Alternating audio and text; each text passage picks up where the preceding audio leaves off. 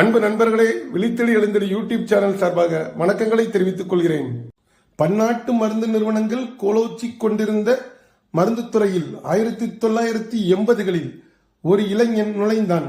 அந்த இளைஞன் அப்போது அறிந்திருக்க வாய்ப்பே இல்லை தான் ஒரு மிகப்பெரிய மருந்து நிறுவனத்தை கட்டமைக்கப் போவதாகவும், எதிர்காலத்தில் இந்திய பணக்காரர்கள் வரிசையில் தானும் ஒரு நாள் முதலிடத்தை பிடிப்பேன் எனவும். அந்த இளைஞன் பெயர்தான் திலீப் சாங்வி. சன் பார்மா என்ற முன்னணி மருந்து நிறுவனத்தின் நிறுவனர் அவர். ஒரு நடுத்தர குடும்பத்தை சார்ந்த திலீப் சாங்வி மருத்துவத்துறையில் எவ்வாறு உச்சம் தொட்டார் என்பதை பற்றிய இந்த வீடியோ தொகுப்பு. அப்போதைய குஜராத் எந்த விதமான வளர்ச்சியும் அடைந்திருக்கவில்லை. சுதந்திரத்திற்கு பிறகான 10 ஆண்டுகளில் எந்த மாநிலமுமே பெரிய வளர்ச்சி அடைந்திருக்கவில்லை என்பதே நிதர்சனம். குஜராத்தின் தலைநகர் காந்தி நகரில் இருந்து 223 கிலோமீட்டர் தூரத்தில் உள்ளது அம்ரேலி என்ற சிறு நகரம். குஜராத்தின் மிக சிறந்த கவிஞரான ரமேஷ் பாரேக் பிறந்த ஊர் அது. அங்குதான் 1955 அக்டோபர் 1 சாந்திலால் என் சாங்வி மற்றும் குமுட் சாங்வி ஆகிய தம்பதிகளுக்கு மகனாக பிறந்தார் திலீப் சாங்வி. அவர் பிறந்தபோது அந்த குடும்பம் பெருவசதி படைத்திருக்கவில்லை.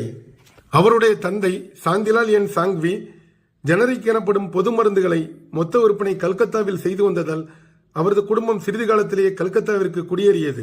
கல்கத்தாவின் பூரா பசார் பகுதியில் வளர்ந்த அவர் பள்ளி படிப்பை ஜே அஜ்மரா மேல்நிலைப் பள்ளியிலும் பட்டப்படிப்பை பவானிபூர் எஜுகேஷன் சொசைட்டி கல்லூரியிலும் முடித்தார். பள்ளியில் படிக்கும் போதே திலீப் சாங்வி புத்தகங்கள் வாசிப்பதில் வெகு தீவிரமாக இருந்தார்.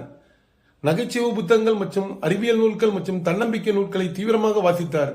அப்போதே ஏதாவது ஒன்றில் சாதிக்க வேண்டும் என்ற உள்ளுணர்வு திலீப் சாங்வியிடம் இருந்தது.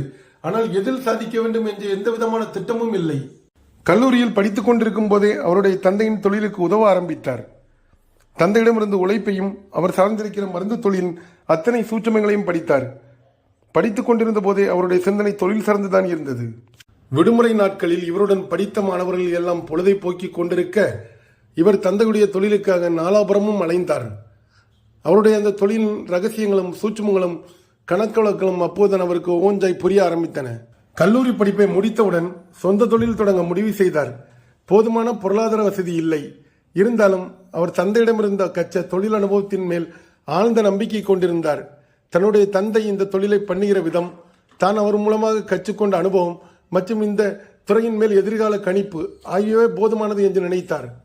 தன் தந்தையிடமிருந்து வாங்கிய 10,000 ரூபாய் கடனில் 1983 குஜராத் மாநிலம் வாபி நகரத்தில் சன் பார்மசூட்டிகல்ஸை ஆரம்பித்தார் திலீப் சாங்வி. அந்த நேரத்தில் அவருடைய தந்தையின் தொழிலான ஜெனரிக் எனப்படும் பொது மருந்துகள் விற்பனையில் அதிக போட்டியாளர்கள் இருந்ததால் போட்டியில் குறைவான சைக்காட்டிக் எனப்படும் மனநல மருந்துகள் விற்பனையில் கவனத்தை செலுத்தினார் திலீப் சாங்வி. ஆரம்பத்தில் விற்பனைக்கு 5 மனநல மருந்துகளும் அதை சந்தைப்படுத்த 2 நபர்கள் மட்டுமே இருந்தார்கள். தனக்கு பரிச்சயமான தந்தையின் வாடிக்கையாளர்களையே முதலில் சந்தித்தார்.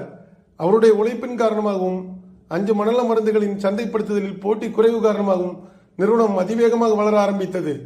1990களின் முற்பகுதியில் அதன் சொந்த ஆராய்ச்சி மற்றும் சொந்த மருந்து தயாரிப்புகள் ஆரம்பிக்கப்பட்டது. அது மட்டுமல்லாமல் அந்த நேரத்தில் கார்டியாலஜி எனப்படும் இதயம் சம்பந்தப்பட்ட மருந்துகள், கேஸ்ட்ரோன்டாலஜி எனப்படும் குடல்நோய் சம்பந்தப்பட்ட மருந்துகள் பலவற்றை வெளிக்கொண்டு வந்தார்கள். மருந்துகள் விற்பனையில் இதுவரை இல்லாத உச்சம் தொட நிறுவனம் அதிவேகமாக வளர ஆரம்பித்தது. 1994 தன்னுடைய நிறுவனத்தை பங்குச்சந்தைக்கு கொண்டு வந்தார் திலீப் சாங்வி. அதனுடைய ஆரம்ப வெளியீட்டு விலை ஒரு பங்கு 150 ரூபாய். இன்று அது 1550க்கும் அதிகமாக மாறியுள்ளது. 3 ஆண்டுகள் கழித்து திலீப் சாங்வி தலைமையிலான சன் பார்மசூட்டிகல்ஸ் பல சர்வதேச நிறுவனங்களை கையகப்படுத்த ஆரம்பித்தது.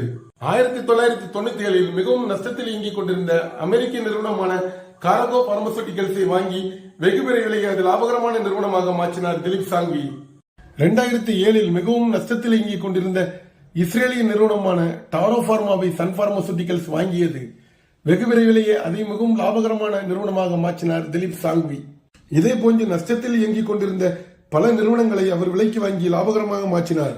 மார்ச் 2015 ரான்பாக்ஸி லேபரட்டரிஸ் நிறுவனத்தை வாங்குகிற ஒப்பந்தத்தை வெற்றிகரமாக முடித்த போது சன் பார்மாவை இந்தியாவின் முன்னணி நிறுவனமாகவும் உலகின் 5வது மிகப்பெரிய நிறுவனமாகவும் மாற்றி காட்டினார் திலீப் சாங்வி.